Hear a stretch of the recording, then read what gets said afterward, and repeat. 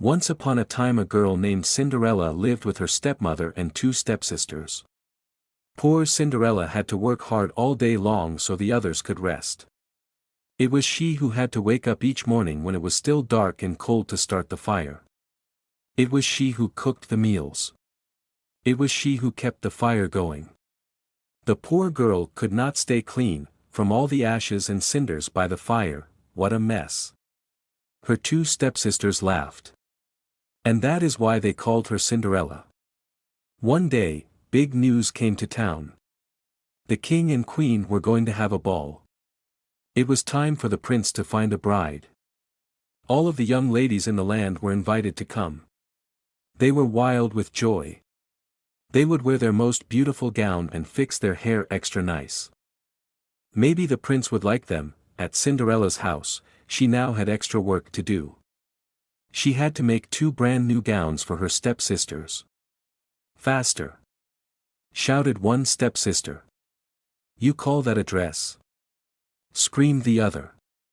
Oh, dear! Said Cinderella. When can I? The stepmother marched into the room. When can you what? Well, said the girl, when will I have time to make my own dress for the ball? You! Yelled the stepmother.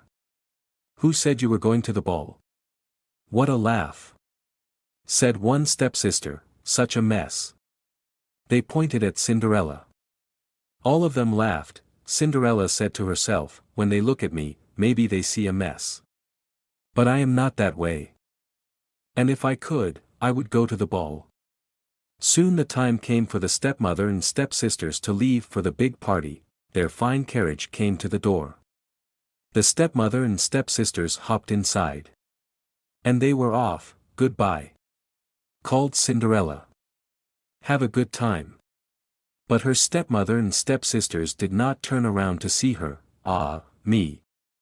Said Cinderella sadly. The carriage rode down the street. She said aloud, I wish I could go to the ball, too. Then, poof! All of a sudden, in front of her was a fairy. You called? Said the fairy, did I? Said Cinderella. Who are you? Why, your fairy godmother, of course. I know your wish. And I have come to grant it. But, said Cinderella, my wish is impossible. Excuse me, said the fairy godmother in a huff. Did I not just show up out of thin air? Yes, you did, said Cinderella. Then let me be the one to say what is possible or not. Well, I think you know I want to go to the ball, too. She looked down at her dirty clothes, but look at me. You do look a bit of a mess, child, said the fairy godmother. Even if I had something nice to wear, said the girl, I would have no way to get there. Dear me, all of that is possible, said the fairy.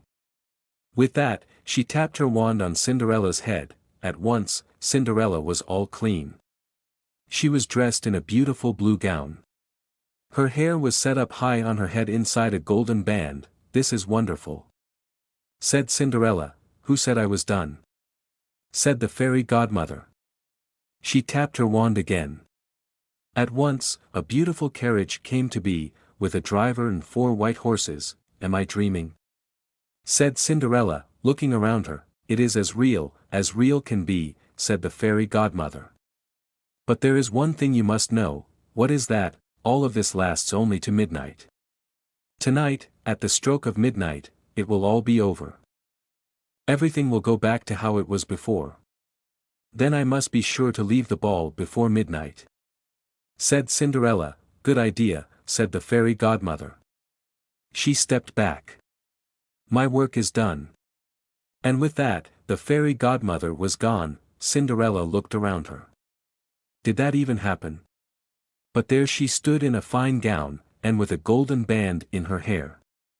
And there were her driver and 4 horses before her, waiting, coming. Called the driver, she stepped into the carriage. And they were off. Over at the ball, the prince did not know what to think. Why do you have that sad look on your face? The queen said to her son. Look around you. You could not ask for finer maidens than these. I know, mother, said the prince. Yet he knew something was wrong. He had met many of the young women. Yet after he said hello, one by one, he could find nothing more to say. Look. Someone pointed to the front door. Who is that? All heads turned. Who was that lovely maiden stepping down the stairs? She held her head tall and looked as if she belonged. But no one knew her. There is something about her, said the prince to himself. I will ask her to dance. And he walked over to Cinderella. Have we met? Said the prince. I am pleased to meet you now, said Cinderella with a bow. I feel as if I know you, said the prince. But of course, that is impossible. Many things are possible, said Cinderella, if you wish them to be true. The prince felt a leap in his heart. He and Cinderella danced. When the song was over, they danced again. And then they danced again, and yet again. Soon the other maidens at the ball grew jealous. Why is he dancing all the time with her? They said. How rude. But all the prince could see was Cinderella. They laughed and talked, and they danced some more. In fact, they danced for so long that Cinderella did not see the clock. Dong! Said the clock. Cinderella looked up. Dong! Went the clock again. She looked up again. Oh, my! She cried out. It is almost midnight.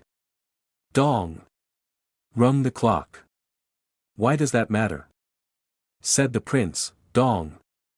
Called the clock. I must go. Said Cinderella. Dong! Went the clock, but we just met. Said the prince. Why leave now? Dong! Rung the clock. I must go. Said Cinderella. She ran to the steps. Dong! Said the clock. I cannot hear you, said the prince. The clock is too loud. Dong! Rung the clock. Goodbye. Said Cinderella. Up the stairs she ran. Dong! Went the clock. Please, stop for a moment. Said the prince. Oh, dear. She said as one glass slipper fell off her foot on the stair. But Cinderella kept running up. Dong! Said the clock. Please wait a moment. Said the prince. Dong! Rung the clock. Goodbye. Cinderella turned one last time. Then she rushed out the door. Dong! The clock was quiet. It was midnight. Wait! Called the prince. He picked up her glass slipper and rushed out the door. He looked around but could not see her blue dress anywhere. This is all I have left from her, he said, looking down at the glass slipper. He saw that it was made in a special way, to fit a foot like none other. Somewhere there is the other glass slipper, he said. And when I find it, I will find her, too. Then I will ask her to be my bride. From hut to hut, from house to house, went the prince. One young woman after another tried to fit her foot inside the glass slipper. But none could fit. And so the prince moved on. At last the prince came to Cinderella's house. He is coming! Called one stepsister as she looked out the window. At the door screamed the other stepsister. Quick! Yelled the stepmother. Get ready! One of you must be the one to fit your foot in that slipper. No matter what. The prince knocked. The stepmother flew open the door. Come in. She said. I have two lovely daughters for you to see. The first stepsister tried to place her foot in the glass slipper. She tried hard, but it just would not fit. Then the second stepsister tried to fit her foot inside. She tried and tried with all her might, too. But no dice. Are there no other young women in the house? Said the prince. None, said the stepmother. Then I must go, said the prince. Maybe there is one more, said Cinderella, stepping into the room. I thought you said there were no other young women here, said the prince. None who matter. Said the stepmother in a hiss. Come here, said the prince. Cinderella stepped up to him. The prince got down on one knee and tried the glass slipper on her foot. It fit perfectly. Then, from her pocket Cinderella took out something. It was the other glass slipper, I knew it. He cried. You are the one. What? Shouted a stepsister. Not her. Screamed the other stepsister, this cannot be. Yelled the stepmother. But it was too late. The prince knew that Cinderella was the one. He looked into her eyes. He did not see the cinders in her hair or the ashes on her face. I have found you. He said, and I have found you, said Cinderella, and so Cinderella and the prince were married, and they lived happily ever after.